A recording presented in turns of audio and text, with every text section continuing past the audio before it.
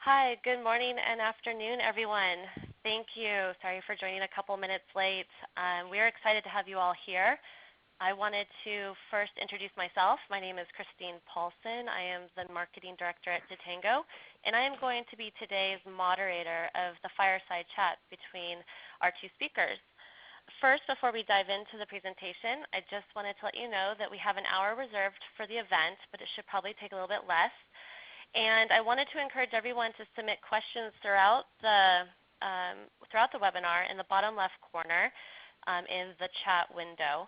We are going to reserve the last 15-20 minutes of the webinar to go through Q&A, but if the presenters see any good questions throughout, they might bring it up in the middle of the conversation.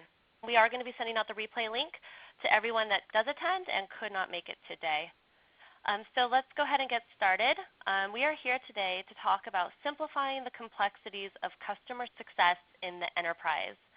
And we're excited to have General Vice President of Customer Success at Oracle Marketing Cloud, Catherine Blackmore, here with us today. She's going to be joined by Guy Nirpaz, CEO of Totango and author of the book Farm Don't Hunt, The Definitive Guide to Customer Success. And today I'm going to be asking a few key questions, but it really is an open conversation between the two of them in this fireside chat style of presentation. I think before we go into the meat of the content, the audience might like to know a little bit more about our presenters today. I'm going to go ahead and hand it over to Catherine. Catherine, would you like to introduce yourself? Absolutely. Thanks so much for having me here today. I look forward to this topic and talking with everybody and Guy for us to chat a bit about this. This is certainly, I think, a key challenge of customer success leaders, and this is something that I've been working on really for the last decade. So if I were to go back 10 years, I got started in customer success with a company called Jigsaw, really one of the early customer success organizations and teams that was vested in that time. And what we learned a lot about early days is that certainly we were arriving on the scene, trying to keep customers, but over that last 10 years, being a part of Salesforce.com, post-acquisition, also a number of startups between Salesforce and Oracle, it's really around how we, even early days, can be thinking about customer success at scale. So I know a lot of the things that we'll talk about in a moment here relate to that. So in addition to my experience at Oracle, I also was Chief Customer Officer of Blue Nose, and then prior to that, Badgeville. And certainly, Guy, thank you so much for having me here today to talk about this topic. Thank you very much, Catherine. Happy to have you and looking forward for our conversation. I'll introduce myself a little bit. My name is Guy Nirpaz. I'm the CEO and co-founder of Totango. And I've recently published a book called Farm Don't Hunt, The Definitive Guide for Customer Success. I've been doing this for almost a decade as well. And I think when we started to think about the challenges we're seeing right now in the market once customer success becomes more mature and being adopted more, we're seeing many large organizations trying to embark on customer success and dealing with a lot of complexities that relatively young startups do not see and will only see once they're more successful. So that's definitely a topic dear to my heart, and happy to talk to you, Catherine, about this and share some of the insights and the findings that we're seeing every day working with large enterprise customers and on the customer success space. Great. Thank you both. Okay, so let's start to dive in. Here are some of the key questions that we're going to cover today. What are the complexities in enterprise customer success? How can you solve for them? And why do companies need to think about this now? But like I said earlier, feel free to continue to have an open dialogue and exchange ideas as we move through some of the slides that we have prepared today. I think we'll have Catherine go ahead and start and share some of your insights. Catherine? Yeah, a couple of things certainly to talk about regarding this topic. I think these are things that in my journey, I would say, popped up as I grew my team or certainly became a part of larger organizations or product scaled. And in addition to this is also something that I would talk about with other leaders, not just my own personal experience, but challenges that folks are having in things that are happening as the company's growing or you become a part of an acquisition. And I think that there's things that even folks on this phone or listening to this, even when I'm getting started in a small startup or a small company, I think there are seeds that I think we want to plant around whether it's addressing it now or I need to be aware of this as I scale. And so some of the things you see here are really that area where you can start to trip up if you don't start thinking about the future. And so one, of course, is product complexity. So as your company grows and starts to introduce new products or even becomes a part of a larger organization, you might have optimized and thought about your team around simplifying around one product. How do I get a customer to value? How do I get a customer launched? How do I get a customer to success with just singular products? But then as they start to buy more products, that certainly introduces more that your team needs to know, more that your customer needs to know, and then how do those products interact together? It certainly starts to introduce more that you're going to need to think about, whether it's content, training, material to showcase to your customer. I mean, there's so many things you'll need to start thinking about, and starts to imply if I haven't scaled one product, imagine what that could look like if I need to add more products on. Which then leads to data, because I think a lot about it's not just the products that we need to teach people about or have our customers interact with, but then as we think about how our customers are using those products, the data around that intelligence, or how do I scale my customers? If you think about customers themselves becoming more complex that we're selling to, it could be not just one division but multiple divisions using multiple products. And so how I start to contemplate getting access to that information, creating that ultimate view of a customer, but then also being able to drill into segments of the customer, those are all things that you have to start thinking about that, again, require thoughtful strategy, or they can become a barrier to your teams and to your customers being ultimately successful. Other things on this slide to consider would be your operations. If you haven't invested in resources or shared resources, even getting started early with the thought that this role becomes even more imperative as you grow is important. As you think about scaling around geo, I might have one team in the Bay Area to start with, but then perhaps we're expanding into New York, East Coast, or now global. Just communication and how you're actually disseminating information becomes a bit more of a challenge, and how you train people. All of that is something that you just have to be mindful of. And then finally, even just at early days, you think about a lot of people join companies for that culture, that experience. But even as you grow and launch into other areas, culture, as many leaders know that have gone through this, can start to become fragmented, may not be what it used to be. And so making sure that you think about how you're going to protect your culture as you grow is also mission critical. So, one of the things, Guy, if you want to interject here too, I know that there's a lot here that we could certainly talk about around key challenges. Yeah, what I liked most about previous slide, the points that you've made that I think are kind of becoming critical are two things around hierarchies, right? I mean, the fact that you're selling, you have multiple products, so there's like a product catalog that you start selling, and you have like a hierarchy. I mean, like in Oracle, you have the marketing cloud, but you also have different clouds of products that you guys are selling. At the same time, there's the organizational hierarchy, your organization. There's the customer's organizational hierarchy. And I think another aspect that we usually see is the dynamicity of that, right? That those hierarchies are not fixed. So even if you solve for current state of the organizational hierarchy or product hierarchy, new products come about, new acquisitions come about, new customers come about, and you need some sort of flexibility in order to introduce that quickly. And I think this is one of the areas in which single product, single company do not face in the early days. Yeah, absolutely. And I'm noticing a question coming in here on this topic, Guy. We've been talking about this, and I think this is something that I would absolutely say becomes more challenging. A question is really around how do you handle the handoffs of customer success teams? And really, I would say other teams that support the customer success organization. So if you start with selling a customer all the way through the life cycle, this can become a real challenge and a barrier to your customer really having a great experience with your company if you're not really sweating the details around these handoffs. I know that there's tons of stats out there that talk about how a lot of churn and a lot of red accounts occur right around onboarding, and depending on how complex your software is, it can be certainly a lot of people involved. I know it is with Oracle Marketing Cloud, where it no longer is one customer success manager can take an intro call and get a customer all the way through launching the product and then training and educating them on the product, and then we manage that customer's experience with just one person.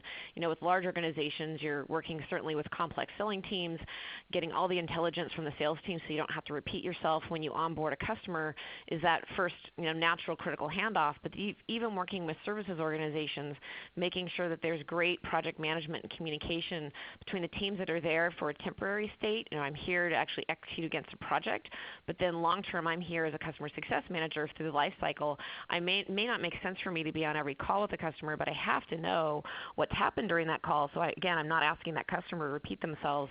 And then certainly if you're engaging with support, there's handoffs there if you're dealing with an issue or an escalation.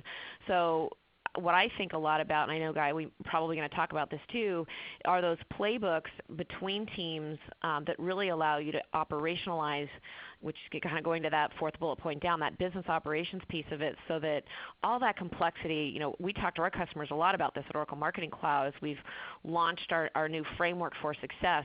We want the simplicity to our customers to appear as though they don't need to know the complexity. They don't need to know my escalation path of all the people in my organization.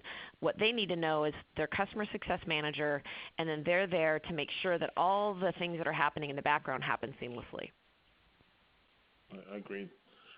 There's another, I think, interesting clarification question here. Veronica is asking, with SaaS and cloud implementation is getting more popular, is the expectation of product to become simpler and not more complex?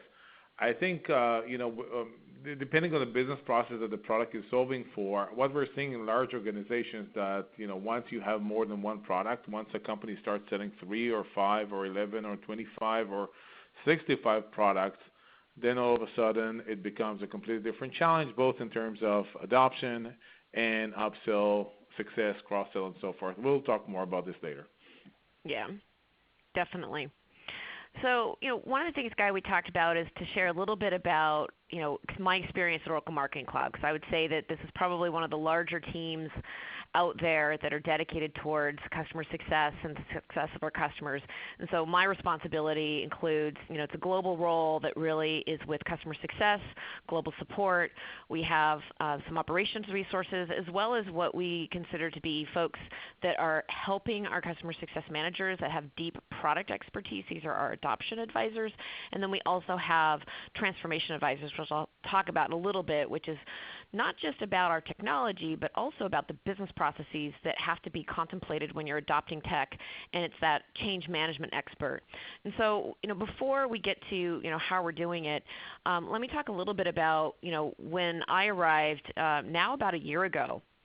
I think this slide represents, really what I would say that challenge of many companies coming together to scale. So I think about, we had Eloqua as a company, Responses as a standalone company, BlueKai as a standalone company, Compendium, and even Maximizer. And so, these are customers that are consuming these products individually. These are teams that are dedicated to the success of these companies, and they were all structured a little bit differently. Thankfully, all of them had customer success teams, and everyone had a commitment to the success of our customers. I think that was part of, certainly one of the reasons why we're very interested in having them form the Oracle Marketing Cloud together. But as much as we've been focused on getting our products integrated so that our customers can consume the benefit of 1 + 1 = 5, But what hadn't happened is these success teams really hadn't come together. And so my first conversations with customers was really along the lines of this. Catherine, I love my resource for responses. I love my resource for BlueKai. I just wish there was just one person, though, I could talk to, because as Oracle Marketing Cloud is growing, I don't want to have to talk to 5, 6, 7 people just for Oracle Marketing Cloud. Oracle is complex as it is. Help me make this simple. So I kept hearing that again and again. And as I talked to my team members, they themselves were feeling the pain of not having the teams integrated, because as we sold to more complex enterprises and as those enterprises were buying more than one product, they really weren't able to see a clear picture. And they were starting to hear from their customer that there were barriers to success if they didn't understand the other products we were selling. And they really didn't feel like they were that true trusted advisor until they were able to understand the full landscape. And so we knew we needed a change. We knew we needed to come together, and that was really my initial charter. Yeah, that's very very true, and we see that in other large organizations. Although I would imagine that they're not in many as big as Oracle organization, as complex as Oracle, but I think we can learn from that.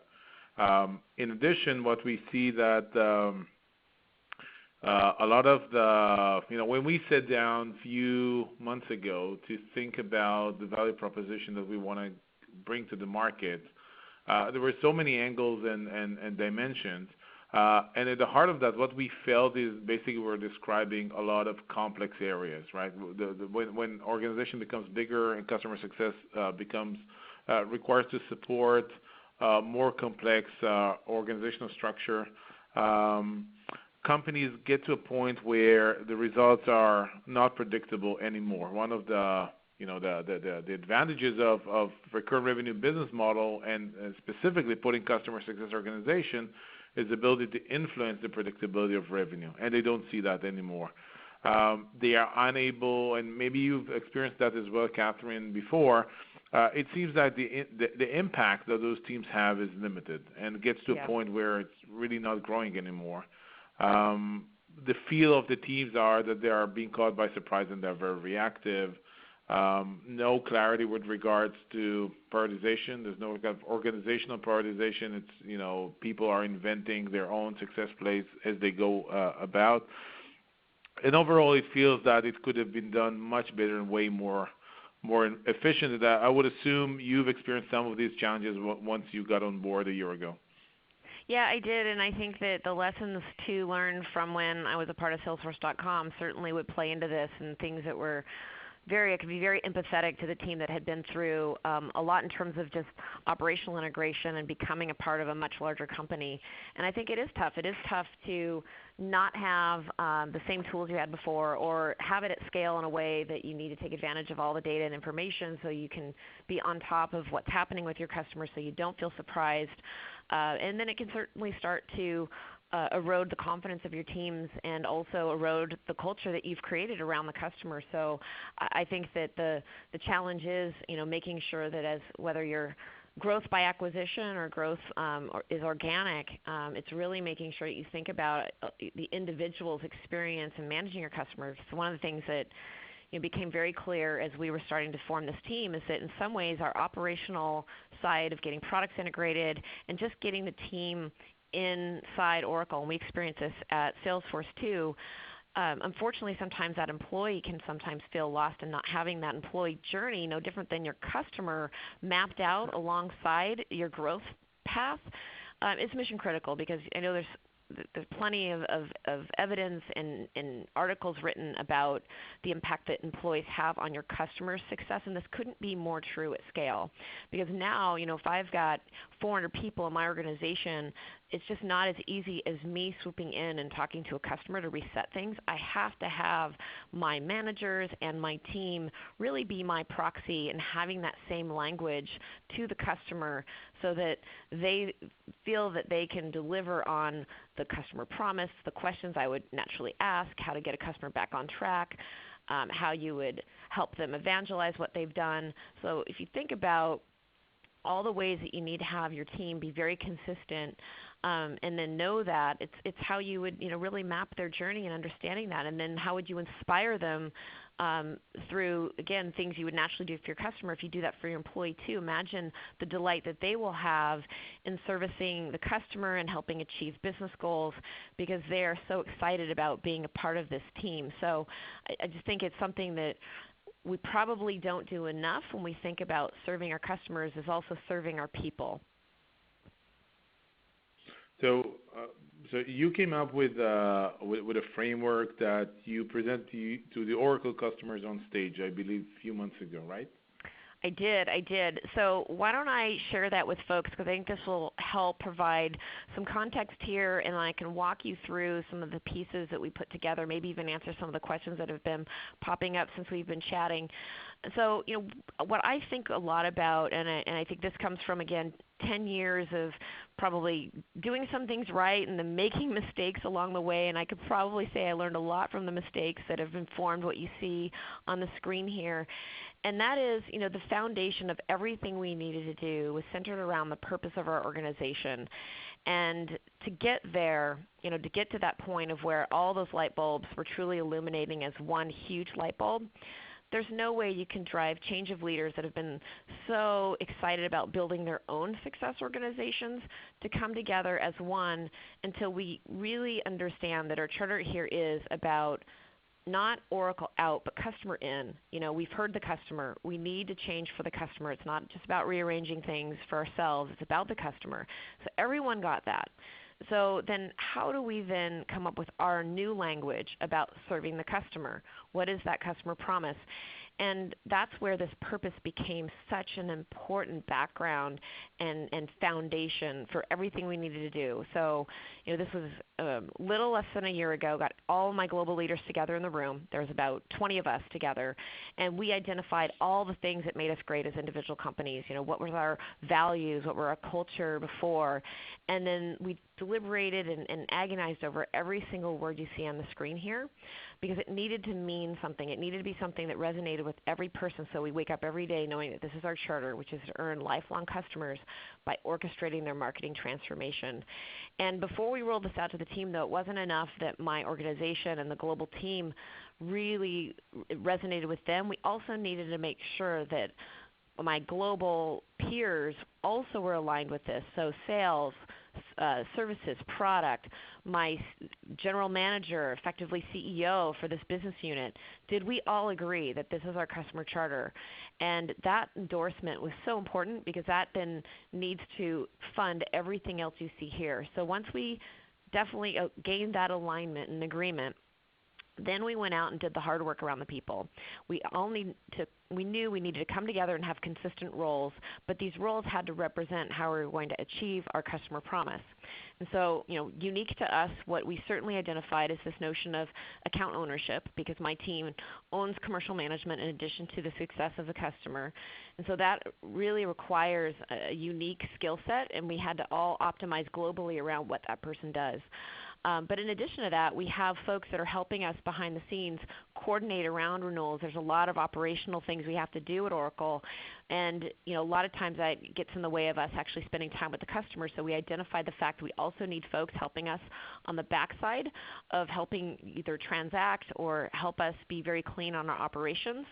But then in addition to that, I know there's a question around, how many products can a customer success manager manage? What's that ultimate number? Well, Oracle Marketing Cloud continues to grow. What I didn't want to do is scale my team around how many products, but how many customers and revenue under management. That's really the operational metric for us. And what my account management team needs to know and understand, these are our customer success managers, they need to know and understand the business outcomes that our customer is trying to accomplish with our marketing stack. They also need to understand the complexities of that organization, who's there, who are we talking to, what are their business goals, and that becomes what they have to be deep on. But in order for them to really help the customer achieve value with individual products, we knew we needed to have this adoption expertise around the product as well as this transformational expertise. So we have roles that are global there. And then certainly we coordinate OMC, Marketing Cloud-wide with marketing, with sales, with services, and then certainly even Oracle-wide with some of the operational resources we tap into. I know, I've spoken a lot about the people, but that's just, again, so central to forming everything else. We can talk about programs. These are the playbooks, these operational handoff playbooks that we are driving to be very successful and excellent in managing the details. And then even the technology that we use at Oracle Marketing Cloud then has to complement everything we're doing so that my team logs into systems and tools that allows us to see customer data, to manage the relationship, to certainly even manage revenue, forecast revenue, because my team has responsibility for that. It needs to tie to our support systems. It needs to tie to our education systems. So, there's a lot that we have to build in order for us to be able to even manage this experience. But again, the theme here is for a customer, help keep all of the complexity in this white box area simple so that we help achieve this purpose of helping them really around their marketing transformation goals. Yeah, and that's really impressive. I think what comes out of that, to me at least, looking at that, it also allows the customer success managers to be very, very focused on doing the work with the customer. If they have all the information that they need and there is the framework, which is the success plays and the programs that are driving a lot of their activities, they can be focused on doing the necessary work because they're coordinated, they're informed, and they are guided into what should be next. So they could get to they could get elevated into the level of consultancy versus just low-level tactical relationship managers. Yeah, and I know there was a question that popped up too about some of the ratios or the level of ownership, and to your point, I think one of the goals here was, for a CSM, the customer really wanted one point of contact, not 5 points of contact. So very clear and clean on one CSM per account. And then depending on the complexity, depending on the revenue, then that's the governing factor. That revenue under management number is what we manage to. So for some of our segments, it might mean 30, 50 customers. For other segments, it may mean 5, 6 customers if they're certainly very, very large contracts with us. But then on the rest of the screen here, Guy, a lot of this was around how do we scale beyond just the dedicated resources. We want to have our adoption and transformation resources be applied to our customer segments, but they have to own more customers. So we see a hybrid. We had some teams when I walked on the scene were completely customer dedicated, and that wasn't scaling. And then we had other teams that were focused more on one-to-many. And unfortunately, while our customers were consuming it from a one-to-many perspective, some of our customers didn't really even have access to those resources, and it wasn't as strategic as we wanted to be. And so the rest of the resources, what folks on the phone and seeing this can think about is, for that to be effective, you have to really manage those ratios and think about larger territories for those folks to complement a customer success manager. So for a coordinator, I might have 3 CSMs. For a transformation advisor, I might have a whole region. So I may have the East Coast region. Or if I'm an adoption advisor, I might have this one VP, or I might have Northeast as my, and that might be 20 CSMs that I'm responsible for. But again, it probably depends on your revenue and how you would actually think about applying these types of resources. Yeah, and in the book I call it portfolio management approach, where you segment and associate a portfolio based on the portfolio value, and based on the activity, you can determine, what is the way in which you scale the activity. If it's if you can automate that, you should do it. If it's a one-on-one, it should be one-on-one, and so forth. Yeah, definitely. Okay, and how did it go? What are the early results that you guys have seen? Yeah, early results. So I would say we're still in the process of, my theme this fiscal year is making it real. So we spent so much time organizing, putting material together to change. You can imagine all the content that needed to be updated. I mean, this is certainly a massive effort to drive this type of change at scale. Putting implementation, training programs. I mean, there's a lot that needed to be done to get ready for this year. And so, this metaphor I'm using with my team is really around we've had some pockets of excellence where we're all in the boat together, we're all rowing together, coordinated, but I wouldn't say our entire fleet looked like that. And so our goal and our challenge is to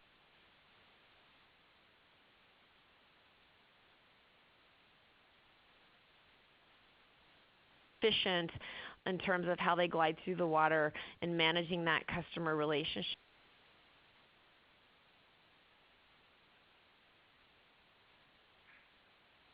teams to make sure that these playbooks are executed, whether I'm working with services, sales from a handoff perspective, marketing if I'm collaborating digitally. And so, early days I would say that we're still, in the middle of implementing. Our customers are starting to weigh in and thank us for really removing a lot of the complexity. They're excited about the resources that we're adding that they might not have had access before, especially around transformation. That seems to be one where it's such a hot topic right now. And I think companies are starting to really appreciate kind of going back and really revisiting resources that can help through change management, because sometimes that can be just a huge barrier towards achieving ultimate value. So I think our goal really by the end of this year is to really achieve this, every team really rowing in the right direction and every team being enabled on this new model, and not just within my organization, but again across all of Oracle Marketing Cloud. And did you guys start to see any customer feedback to this the program, or even revenue performance feedback to that, for the best that you can share? I can share this, and what's really interesting, because I would say that the scoreboard, the clock didn't necessarily start this year in terms of how we're doing. I would say that even last year, even last fiscal year, reigniting the culture and the excitement around what we were building really had my entire team leaning in and starting to ask more critical questions around how we were going to scale, start thinking more holistically about customer success. So even what was really interesting, Guy, before we even got to the point of reorganizing our teams, the sheer fact that we started to talk about these programs and playbooks, start talking about what our customer promise has to be and roll that out, we saw our best year ever as a team. So I know it was definitely, and I talked to my leaders about this, I talked to our folks on the front line, just folks understanding what the purpose is every day. I mean, don't minimize that. I mean, that actually helped us have our best year ever, even before we've completely optimized the whole model.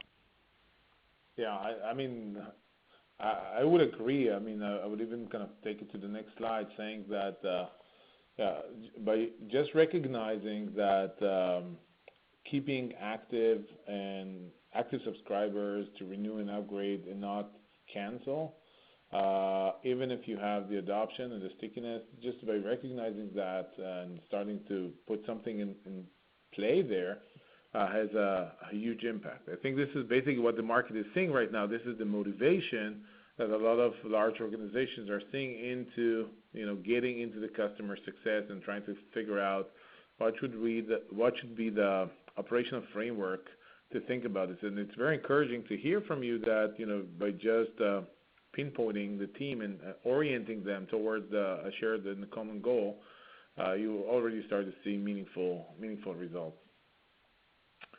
I may want to add one more thing here before we kind of go into a more of a open discussion. I think there's some conversation around, so what could be a potential framework? So I think to me there are three key words that any company needs to start figuring out. One is portfolio management, and what you're seeing in front of you right now is my proposal for a portfolio scorecard, where you take a portfolio of accounts and you break it down into new accounts, growing accounts at risk, and accounts in harvest and renewal upgrade, and you break it down to drivers and outcomes. The second word that is meaningful is, you've seen this on Catherine's slide, is the engagement model. What are the programs, and which could be periodic programs or event-based programs that are associated with every step? What are the onboarding program looks like, the nurturing programs, adoption, escalation management, retention management, and so forth.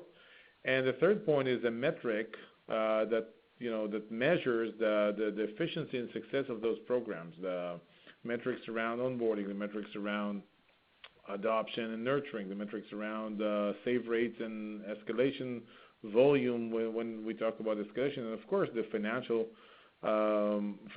outcomes. And the point being is, if you want to improve the process, you need to put a process in place to begin with that is helping people make the right decisions, and also measure the success at every portfolio level, and then rolling it up to a more global organizational level, and looking at metrics not only from a business results but also from a leading indication of whether or not it works. And I think one thing that is missing here, and based on your what you were just saying, Catherine, is probably maybe even customer success team satisfaction or engagement score, just to make sure that the team is aligned and oriented. Yeah, I would agree with that. I just wanted to say thank you both for answering some of the questions throughout. And the next question was really, why are we here and why now? Why do the companies and enterprises really need to think about implementing customer success at the enterprise level? And for people that wanted to see previous slides, we'll go ahead in the Q&A and bring those back up at that time. So Catherine, do you want to go ahead and take it again? Sure. So this is the crystal ball moment. What is it that we see, or what have we been experiencing?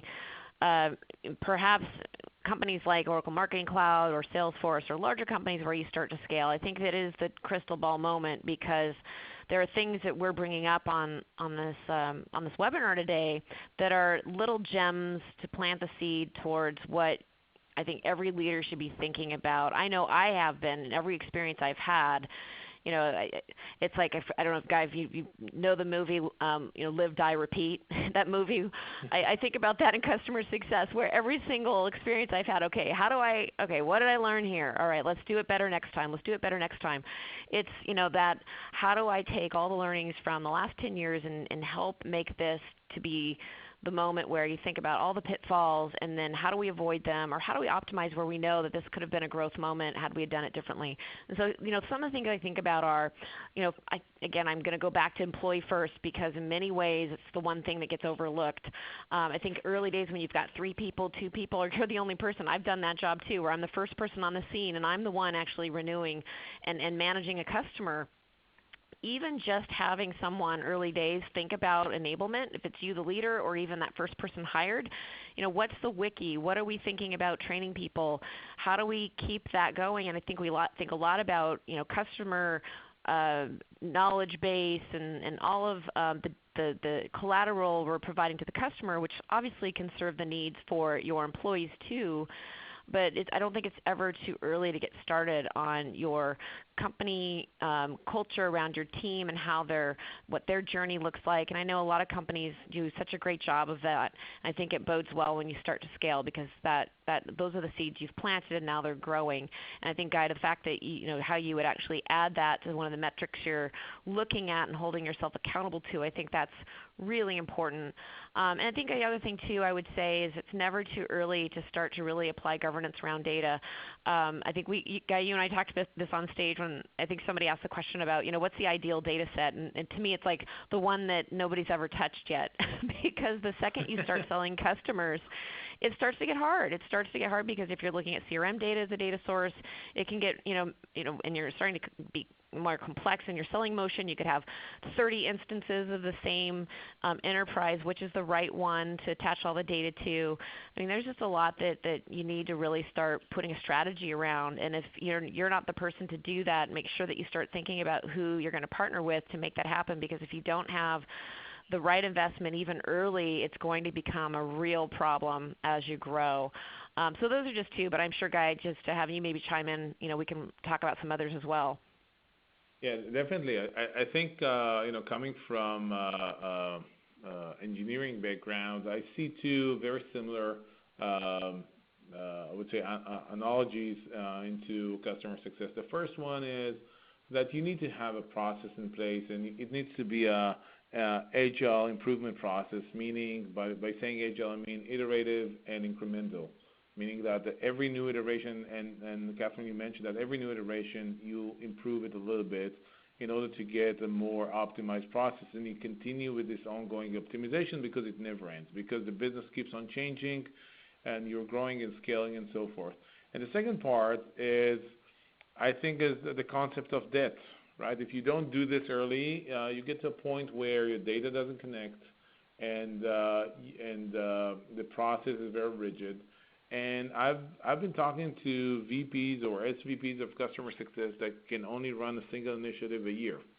And the reason is because every change in their infrastructure, both business operations, data models, process mapping, and so forth, is so rigid that it takes them 6 months just to run a project, to make a simple change, and only then implement that. And of course, this is not, it's like a hit or miss model. You may hit, and in most cases you may miss, and you need to optimize further. So I think the reason why we're saying you should start this early, because you need to start learning early and applying the right customer success model for your business, which could be a little bit different than the model for other businesses.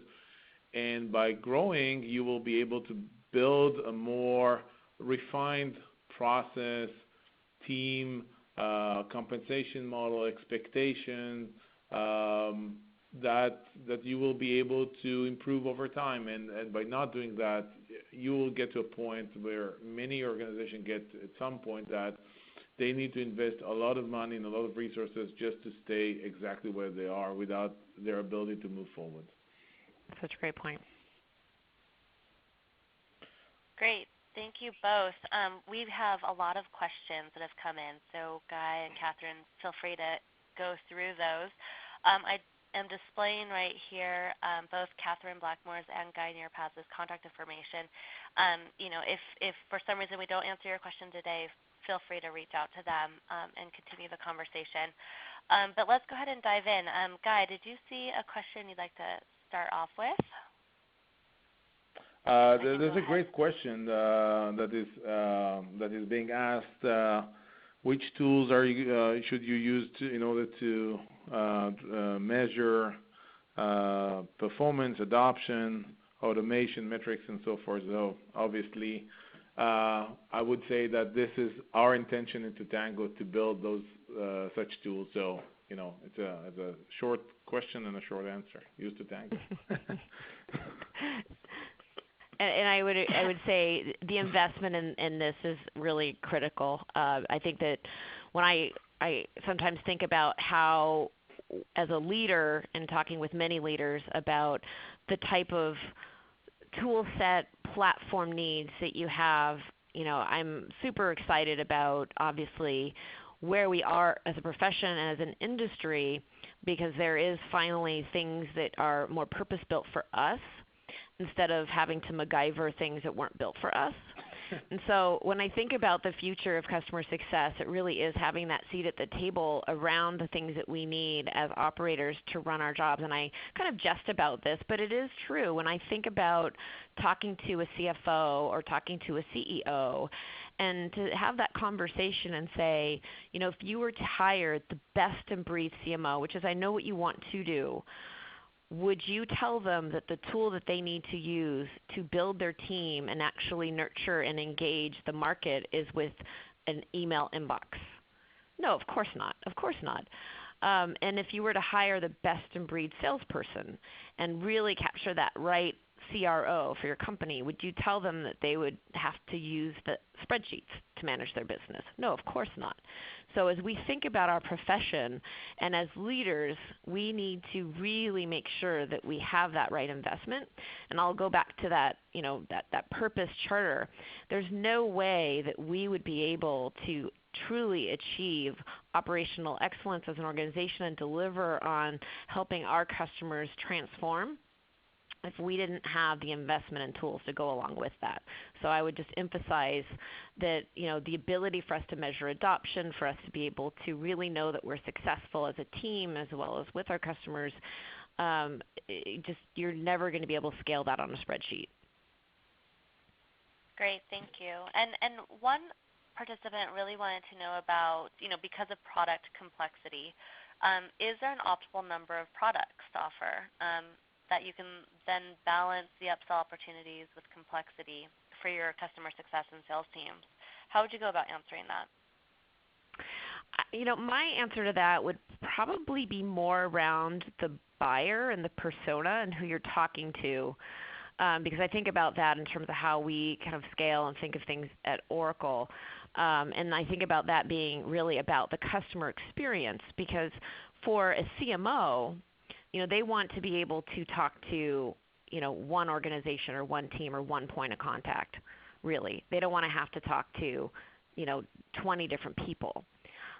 So I know we think a lot about the customer in terms of how we should organize our teams around the customer and who we're essentially trying to get to value and help them understand, what we're helping them accomplish and really partner with them business-wise.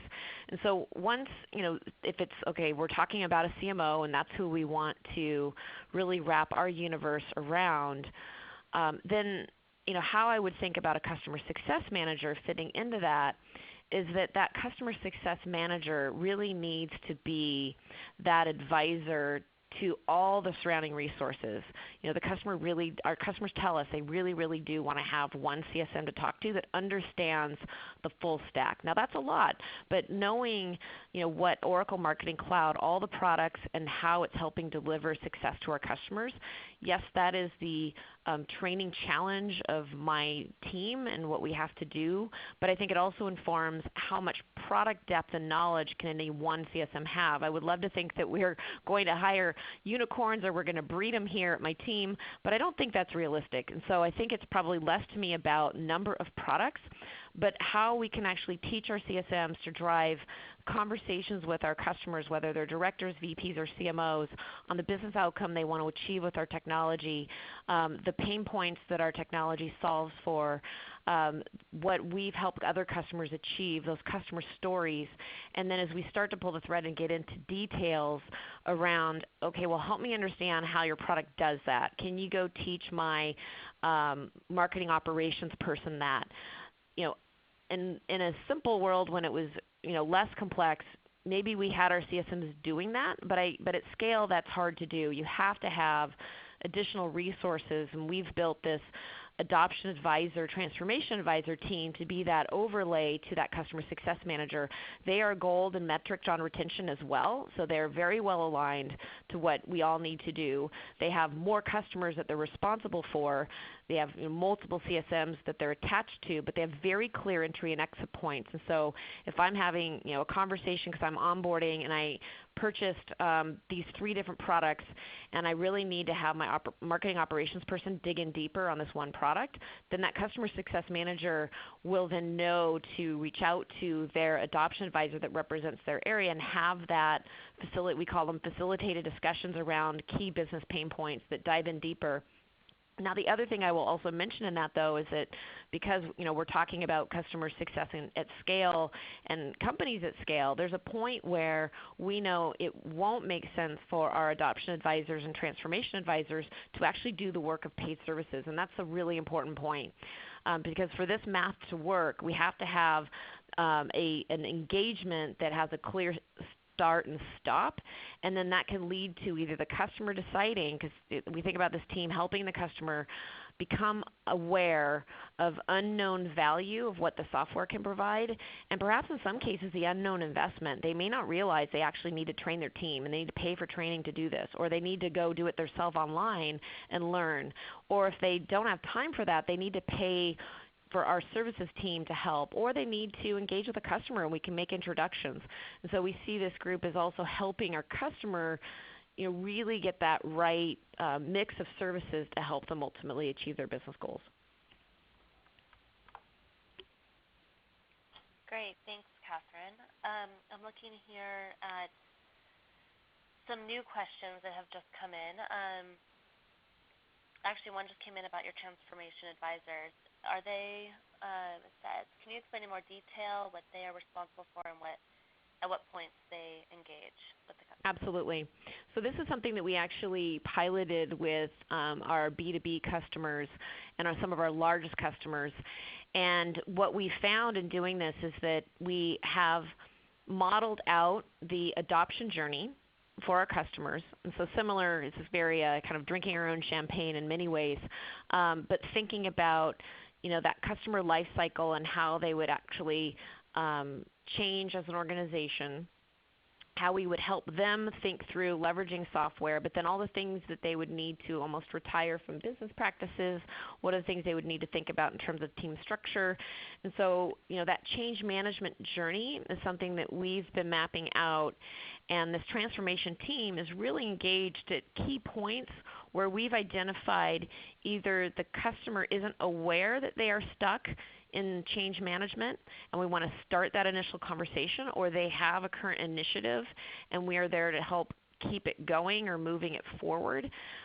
Sometimes it's around just getting stakeholders in the room, and this resource has given purpose to having that CSM ask for C-level conversations. So if we get stuck with a director, we're not able to help that director achieve value because they may feel stuck with perhaps their IT team, or maybe their CEO isn't necessarily aligned with their business goals. Our transformation advisors really help open up the dialogue to be much broader and getting all the right people in the room, and then ensuring that we have great alignment around what we can do and working with the customer around what their business goals are. And then also in some cases we may find out that even business goals are misaligned. What the CEO wants versus what the CMO wants might be two different things. And so in terms of entry and exit, we see this team as coming in and really being a catalyst, another catalyst for conversation, but then very specifically ensuring that as we exit that conversation, we know what the key deliverables are. We know that this is what you need to do next. Customer needs to buy X services. Here's the value that would create. Customer needs to engage with these partners. This is the value that would create. Or we are here to come back in later to check in on how they're doing with whatever initiative they're going to be driving themselves. But it is very specific around this framework we've put together around change management, and the team of transformation advisors have territories that they're responsible for, so CSMs know which adoption advisor or transformation advisor they are to work with. And then I would even add one last comment on this, because I'd say that at scale, some of these resources may make more sense for your most strategic customers to be in person, but maybe not all customers make sense to fly out a consultant to work with them. In those cases, we definitely see having a one-to-many approach with our transformation advisors also being really critical, whether it's, we want our customers that are maybe paying hundreds of dollars versus millions of dollars to take part in this particular event where we're going to have our transformation advisors available, or the content that our transformation advisors write about change management becomes consumable. We're also talking about do-it-yourself ways in which you can engage with the same methodology so that the outcome is engage with partners or do it yourself with additional training. And so, this has been, again, piloted with one aspect of the company, but it is certainly starting to scale across all of Oracle Marketing Cloud. Yeah, I want to comment quickly on that because we don't have a lot of time, but I think one of the points that you just made, Catherine, got me to make this comment is, in customer success, we one of the true realizations is that we believe that a quiet customer is a negative thing, meaning that we need the customer base keeps on humming. There are a lot of activity that goes on there, and one of the challenges of a customer success organization is to figure out who needs attention for what reason, like in this case of change consultants. And in many cases, and this is for the audience, in many cases, surfacing information either by tracking, sensing usage or having conversations is a good thing to establish the context and to determine what should be the next step with every customer, as opposed to the support model where if they don't open a support case, then probably everything is fine. It's kind of contrary to what we expect. Yeah, it's such a great important point. There are two quick questions. I just feel bad. It's the same person, Kevin, asking them, and I think we can cover them very quickly. So first question is, what are the key metrics you would focus on a non-SaaS business? And the second one is, how would you structure a CSM compensation bonus percentage of renewals? So for the second one, I would just encourage everyone to go to totango.com/resources. We just published, our marketing team published a salary survey for CSM and has analysis on compensation models. So just go see there what other people are doing. And I would say to preface that it has to be base and variable comp. The ratio is very much dependent on the stage of the company at this point. And the first question, what are the key metrics you would focus on for a non-SaaS business? I would say two things. One is think about some of the metrics as sensors to the customer value. So what would you measure a successful onboarding on? What would you measure ongoing value? And it's very much dependent on what you can measure and what is your product. And the second point I would say is that make sure that you're tracking not only the results but also leading indicators that will help you determine early on whether or not you're getting the results. Some more concrete examples we've shown in previous slides, and you can, I'm sure, Christine, this deck is going to be online sometime soon. Correct. Yes, so we'll send out the replay link and we'll post the slides on SlideShare, and we'll include those links for everyone. And so I just wanted to say thank you to both Catherine and Guy for presenting the challenges and the solutions for the enterprise in resolving the complexities for customer success. Thank you both. You're so welcome. Thanks for having me. Guy, thank you so much. Thank you, Catherine, and thank you, Christine, for setting this up, and thank you for the audience for being part of this great webinar. Yeah, great questions. Yeah, lots of questions. We'll be sending out answers to those as a follow-up. Thank you, everyone. Take care and have a great day.